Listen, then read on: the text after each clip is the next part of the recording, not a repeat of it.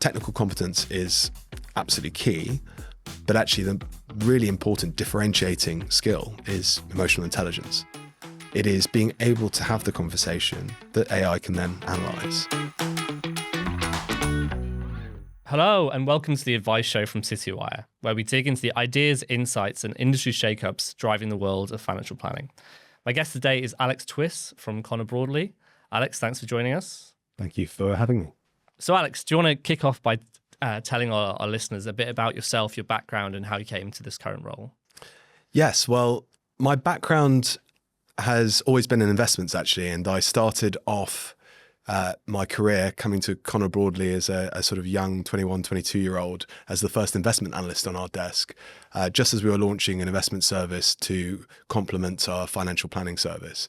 And it was a really great opportunity because when you join a smaller firm that's growing and has the right ambitions and strategy, you get this great ability to help shape the process in a way you might not otherwise get at a larger firm. So that experience allowed me to sort of garner some skills doing the intellectual property generation of the investment side, the investment selection research process, but then also the operational side. So being able to build out the systems, the processes, the portfolio management tools that would then allow us to be the business we are today.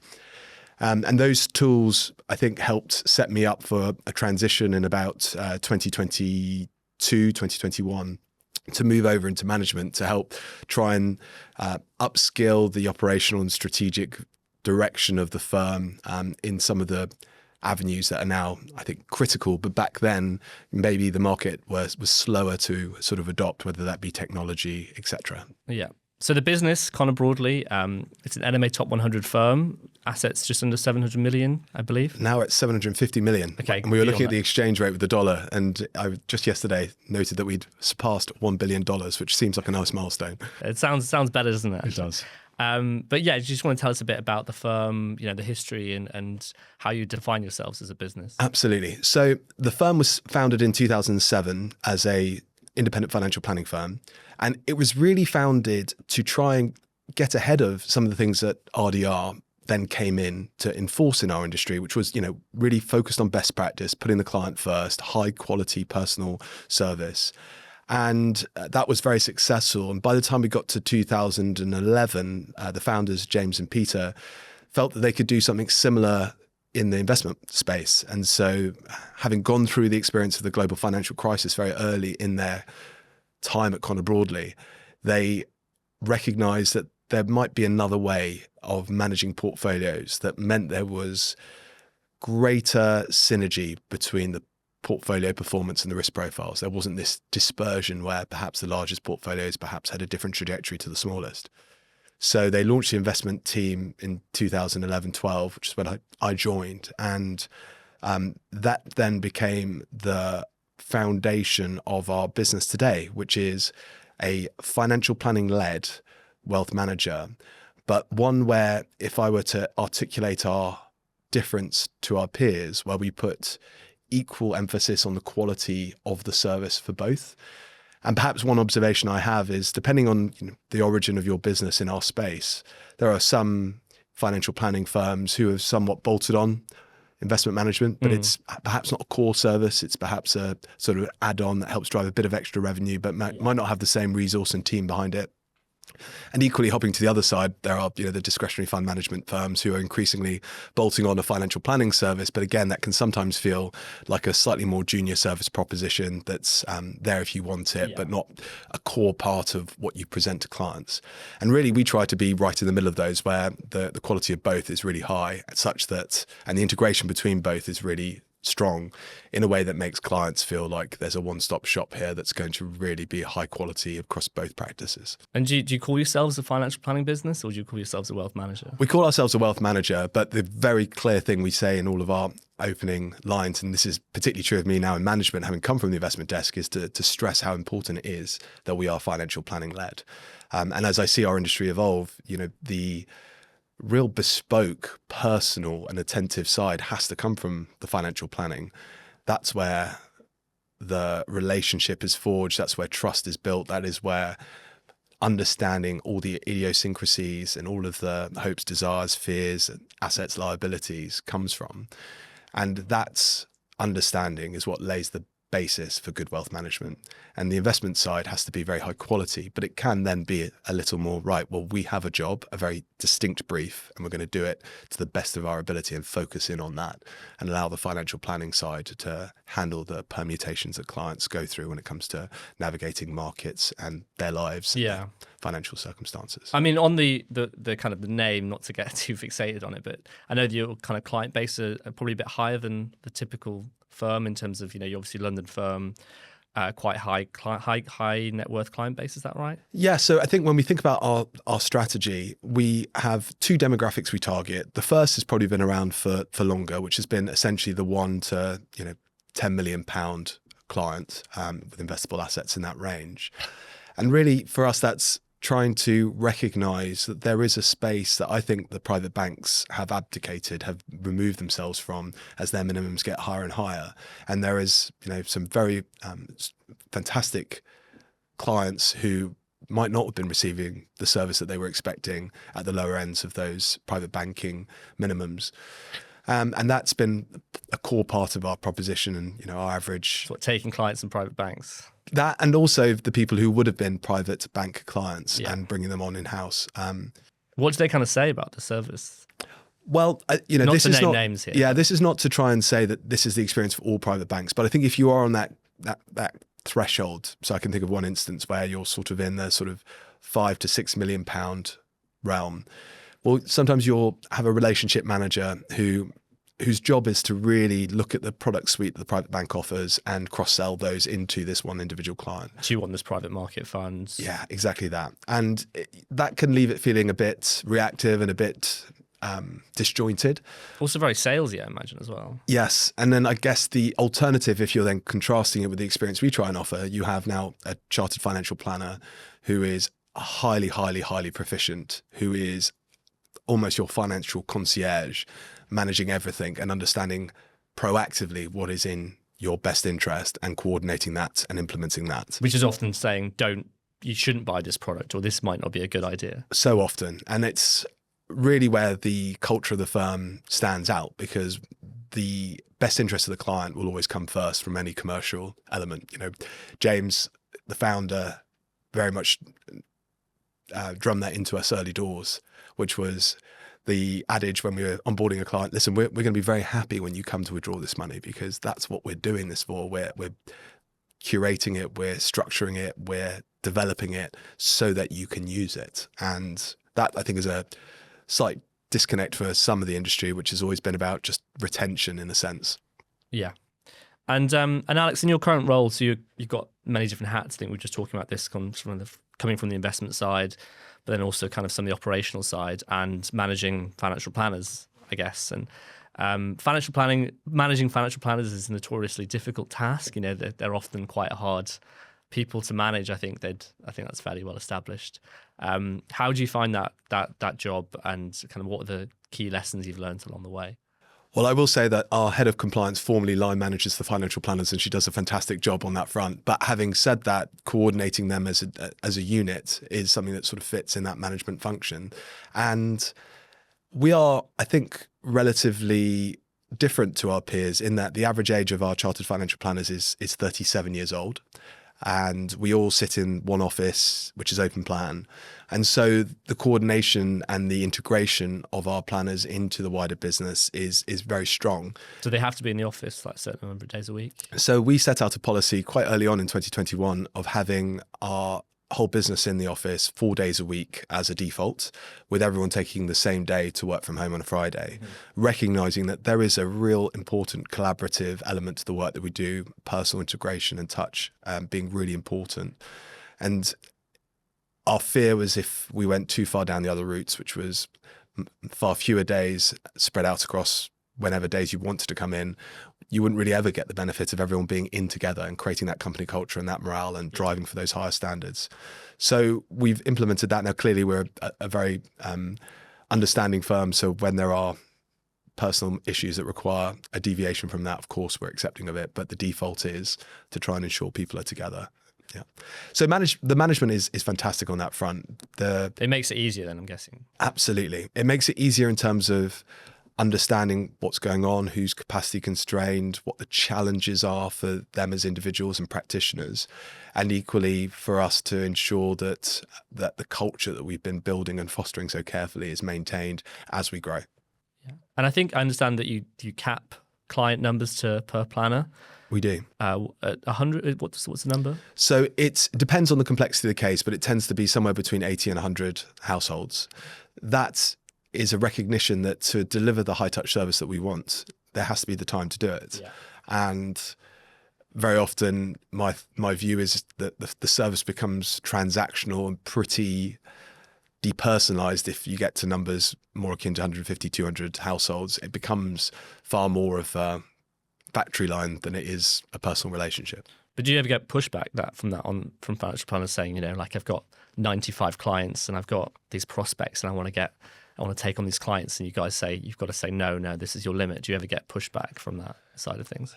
I think we don't get overt pushback because we've been very upfront about how we want to manage that book. So the truth of the matter is that we have to then also drive efficiencies on their side in order to allow them to extend the same service to more and more households. So that's the first thing. And we can come to talk about how we've been embracing AI to help in that process across the course of last year. The second is that there is a natural ability for newer clients to be rotated through to up and coming members of the team who have gone through their training process and are getting into the chartered position, and equally perhaps to take on some of the book of a more experienced older planner who might think that planner is a better fit, and very carefully handle that transition on. And so far we've had real success there. We would never transition a client to a new member of the team if it wasn't going to be the client's in the client's best interest, or they wouldn't be happy with that change. Very often we'll say no, we'll stick with the incumbent planner. But there is a slight move across the divisions of the business in that regard. Mm-hmm. And having a young financial planning team, obviously it comes with this kind of advantages, but are there any other drawbacks you get? Do you get some clients kind of reticent to take on a financial planner who might be in their late 20s or early 30s? Absolutely. There are sometimes those initial preconceptions about, well, this person may not have gone through the same stages of life that I'm currently going through, or are feeling that worried about going through. Mm-hmm. Typically, though, what will happen is the planner will have had enough experience, given that we are a chartered status firm, and all of our planners, I think bar one developing planner, are chartered. They can talk to having helped so many of their clients through that same journey, and talk with a level of technical competence and understanding that is reassuring to that person. So we get it, but not nearly as frequently as you'd think. And almost always that feeling is temporary on the behalf of our clients and gives way to the quality of the proposition being proffered. Yeah. And Alex, you mentioned a new AI tool you've brought in for your planners last year. Can you tell us about this? What was the tool and how is it helping or not helping? Absolutely. So we ran a tender process sort of midway through last year to look for a financial planning AI tool that was going to support the efficiency of the team. It was one of the most interesting vendor selection processes we've run. It's fair to say that it's not RFP. Is it an RFP? You send out RFPs, you do your due diligence on the providers in the space, but that is what, when we moved custodian, for example, that was the very formal process that we ran. But in this space, all the businesses are relatively young. They're all startups, aren't they? I guess. Yeah, founded in 2023, 2024.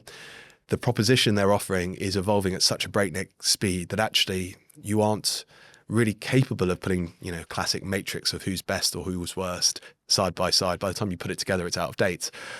So you end up having to look more broadly at the vision of the firm, the founders, the strategy they're employing. And it's a bit like going back to my investment days and looking at those sort of seed and angel investing and saying, do you know what? I think that this firm has either the dominant position or will have the dominant position and will maintain that. And this is where the proposition will be in 5-10 years' time.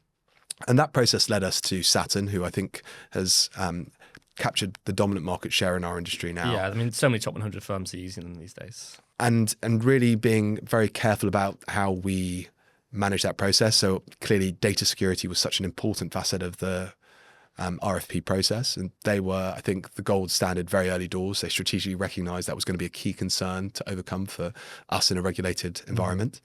And then the quality of the actual large language models, the orchestration layer they used, and the interface that planners use has been really great and has really freed up some of those more procedural tasks of capturing the nature of a conversation, being able to categorize it into the FCA handbook dedicated sections to be able to spit out action points that are then auditable by not just the planner and his support team or her support team, but the wider business as well. So remind our listeners kind of what exactly it does. It transcribes client meetings and then produces notes on the meetings. It does. It's actually gone one level further than just the pure transcription. That was definitely stage one of AI, which was we'll just transcribe the notes and then use the text in order to disseminate summaries and then populate fact finds and key database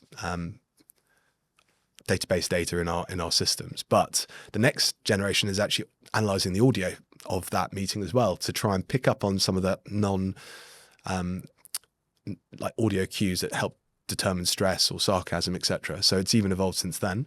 But yes, it is broadly capturing the content of the meeting. It's helping populate all the different sections that the FCA would require for you to have had on an onboarding prospect or an ongoing client So then review. it feeds into your back office system? We currently have it feeding into our data lake as opposed to into our back office system. Okay. Again, we're talking more into the sort of tech side, but when you talk about the tech stack, one of the things I think is really important is a firm owns its own data and doesn't necessarily have it held hostage in any one system. So very much a lot of what we try and do is ensure that whichever tool we use, the data that we want is taken out on a daily basis and populating our own SQL servers and data lake. So it goes there. And then from our perspective, it's about continually working with Saturn as they build out the functionality. So at the moment, it's very much file notes and meeting summaries, and it helps extract policy information that helps with the LOA chasing process.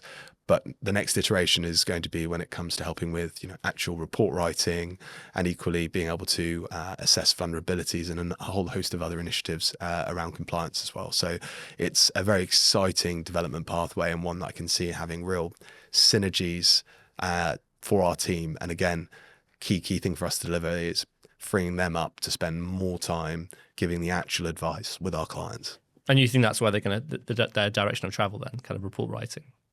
So I think report writing will definitely be something that they'll be able to do. I think it always has to be a human in the loop, an advisor in the loop, because it will never be perfect. But what it will do is at least allow you to have a first copy that will take a chunk of the more procedural work, the bit that a planner would typically knock out very quickly and without much thought because they've done it hundreds of times before, and allow them to focus more of their energy onto the more technical aspects of it. And this is both for initial advice and ongoing suitability reports? That will be the roadmap. It's not there yet, to be clear. Yeah. And equally, we wouldn't want to launch anything into a live environment with our planners until we'd really tested it. But that's where we're going. And it's, I think, if you even look past that and, the thought of perhaps having even an AI agent that's in the room with you as a planner that's going to help allow you to, ask questions or be able to prompt you on certain bits that you might not have discussed. That's the direction of travel I think eventually some of these tools will get to.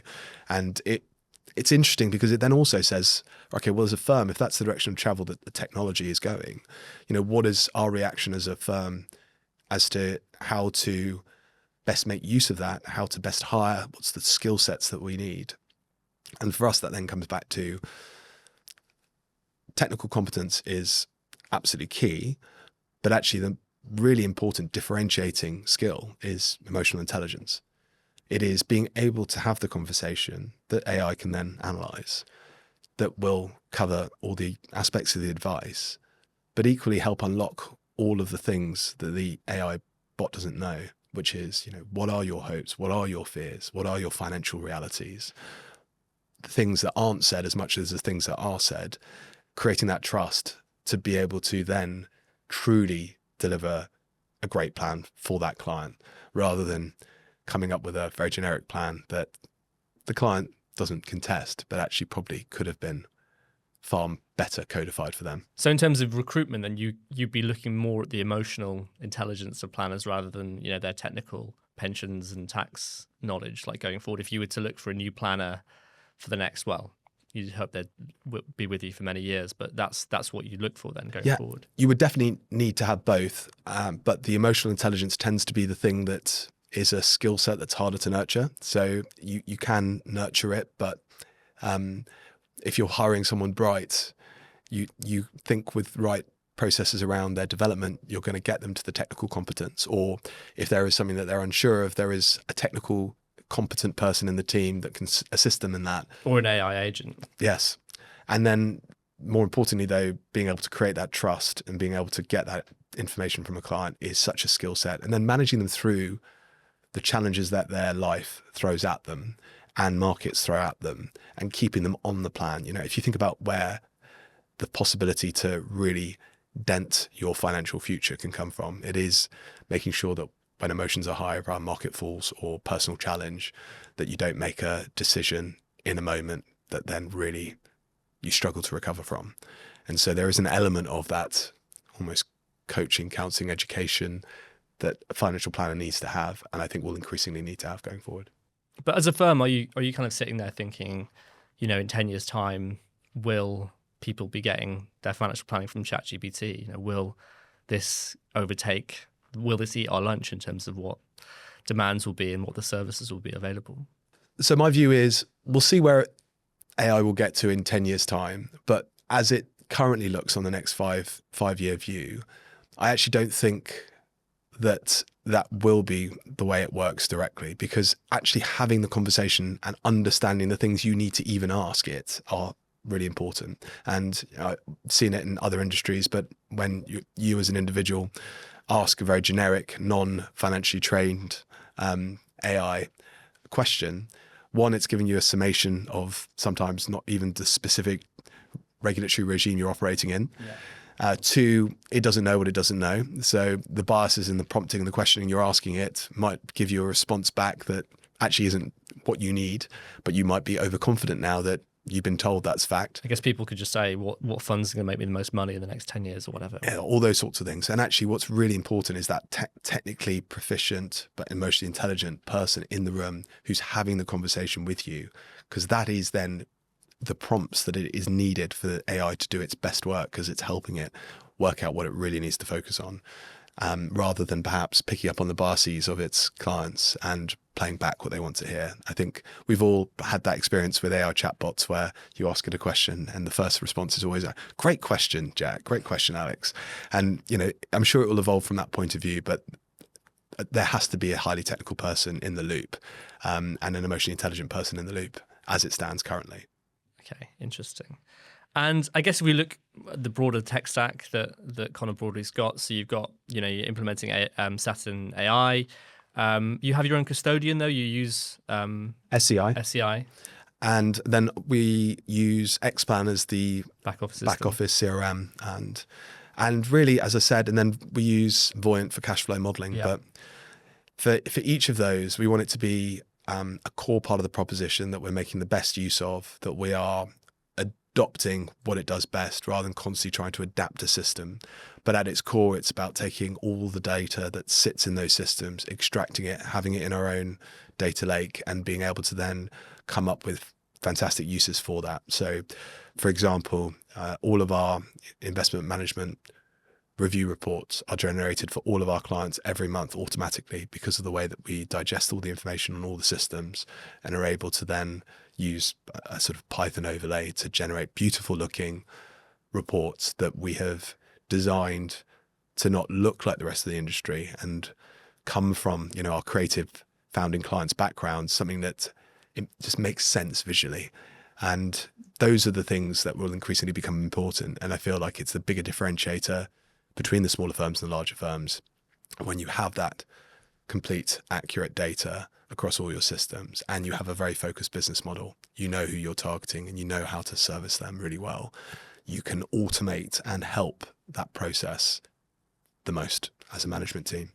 And is there anything you're looking for in terms of new technology or anything that you think you kind of scoping out as something you could add to your tech stack? Or Well, I think the first thing is that some of the providers that we currently have, we keep encouraging them to be a little more sort of API first in their mindset, to allow greater access through developer tools to their systems, to allow the automations to flow through. So they're minimizing double keying and those sorts of pieces, and be comfortable with businesses fully integrating with them in that regard as a way of demonstrating stickiness of a relationship longer term.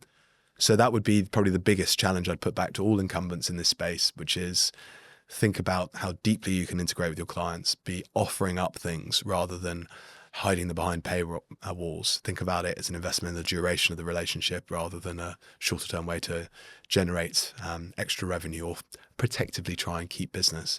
And the best incumbents in the space have built their systems that way. So that'd be the first. When it comes to AI, we've focused a lot on the advice side, but I think going forward over time, it's about looking at how it can help with the broader operations of the business as well, and what it can do in terms of the reporting and the analytics that sits across the business, so from a business management perspective. And then even on the investment side, which is a core piece, I don't see it ever getting to the point in the near term, certainly, where it's making investment decisions, perhaps where it's an overlay that is helping analysing those decisions in real time, helping spot where there may be a bias or there may be something that seems a little out of process that's creeping up and flagging those things. Mm. And looking at your top 100 entry for us last year, Alex, I think you mentioned 3 things when it comes to new clients, which is data, reputation and word of mouth, and networking. So these are the 3 kind of pillars that you use to get new business coming in. Can you tell us a bit about this, kind of what your strategy is here for getting new business? Absolutely. So I think as a slightly smaller firm in this space, without the many billions under management, without the name recognition on the streets, it poses a unique challenge to find clients. And really what we've observed is that the way that we manage clients, that highly personal touch, means that the best way that we'll get a new prospect through the door is when someone they trust taps them on the shoulder at the right point in time and says, this is the word of mouth. You should really speak to Connor Broadley. And for us, the goal is to try and extend that network of trusted individuals to be as wide as possible and ensure that all those people we know we can help the most, there is someone near them that would tap them on the shoulder and say, you should really go speak to Connor Broadley. And so that tends to be, working with third parties and being able to articulate to them, whether it be law firms, accountants, and a whole host of other industries, how we're different from the others in the space, having a clear message, being able to say, we do a great job for this type of client, and say, but equally, this type of client wouldn't be for us. And helping build that trust with an ongoing relationship and doing a great job when we get a referral through. So that's a really core strand. So it's growing through that method. Events are a great way of helping with that, being able to provide the catalyst to show some of the quality things that we do. So you bring your clients to the events and then they bring their friends? Bring their clients to events, friends, third parties. We have a mix, all targeted for a slightly different segment. Some might be a mix of clients and prospects. Some might be purposely targeting the broader sort of third party network we have. You want to curate an event that the person attending really wants to come to. So that tends to be the differentiator. For example, it's a bit like going for a date. Sometimes the first date you end up wanting to go to somewhere where you're not just going to be talking the whole time. You have an activity that sort of takes up some of the time and takes the pressure off. So that can be helpful with prospects in particular, where you're going to an event where you're listening to a guest talk or there's a panel discussion. And equally, if it's a little more networky, drinks and canapes and, nice food where you're working, around a room, third parties tend to enjoy that more. It's part of their sort of job. But a private prospect might find that, a little too much too early. So there's those sort of considerations that go in. What were some of the best events you've done in terms of like network generation? We were very lucky to have a couple of very fantastic supporters of the business give sort of Chatham House rule style audience with. So we've had to date John Sopel, Sir Richard Moore, the ex-head of MI6. And from that perspective, it's a great opportunity for clients to get something that is an event they wouldn't normally be invited to. So it's got that money can't buy appeal that has a direct link back to the business and helps demonstrate that we are a bit different in this space. And the quality of our events hopefully allows people to translate across the quality of the proposition they'll be receiving if they did come on as a client. Definitely. And you got new clients in the back of them. Yes, and it's always hard to create a one-for-one link to an event to a. Well, it's a process, isn't it? It is, but there are definitely, I think, through the events program, cemented fantastic relationships or helped someone who might not have heard about Connor Broadley and might have felt who are these people and feel, oh no, this is immediately a feeling of quality as they engage with the business. Mm. And just finally, Alex, so obviously we're into 2026 now. New year. Can you tell us a little bit about what your plans are this year, what you hope to achieve in 2026 for a firm and for a managing director? So one of the big projects we have, which is a bit operational and a bit boring, is reviewing our contract with our incumbent SCI. So our term is coming up to an end. But so that's a big review of the marketplace, see where everyone has got to since we last ran this process 7 years ago. You're going to stick with them? I think we're keeping a really open mind. They have been a great provider and really helped us get to where we want to be as a wealth manager over the last 5 years. But I always want to ensure that we're giving a best shot to everyone else and ensure that we have the best tech stack possible. But there was nothing that was wrong with SCI. But again, always important to scope the market out. So that's a big project. And then really for us, it is driving that sort of organic growth. It's being able to recognize that we need to find more of those people who will tap someone on the shoulder and ensuring that our senior management team is doing all we can and our planners and investment managers and benefits consultants are all working to a strategy that's going to maximize that. Because I think we have this sense of once someone comes across us, it's normally a very strong possibility of conversion. It's just getting people through the front door. So how do we get more people through the front door? That's the key challenge for 2026. Maybe more podcasts, More podcasts would be part of it. Great. Well, Alex, I think on that note, we're almost out of time. So thank you so much for joining. Pleasure. Thank you for having me.